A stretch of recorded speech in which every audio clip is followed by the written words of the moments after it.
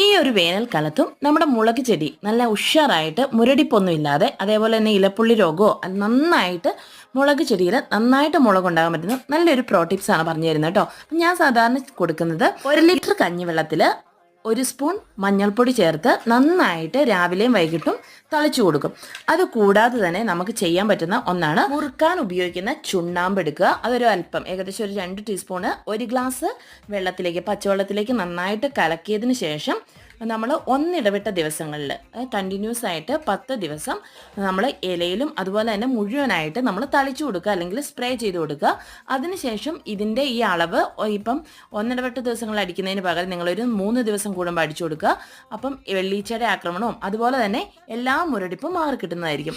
അതുപോലെ തന്നെ ഗ്രോ ബാഗിലോ ചട്ടിയിലോ ആണെങ്കിൽ നമ്മൾ അതിൻ്റെ ചുവട്ടിൽ ഒന്ന് പുതയിട്ട് കൊടുക്കുകയാണെങ്കിൽ ഏറ്റവും നന്നായിട്ട് നല്ലൊരു തണുപ്പ് കിട്ടുന്നതായിരിക്കും. അപ്പം വീഡിയോ ഇഷ്ടപ്പെടുന്നെങ്കിൽ ലൈക്ക് ചെയ്യുക, ഷെയർ ചെയ്യുക, ഫോളോ ചെയ്യുക. ബൈ.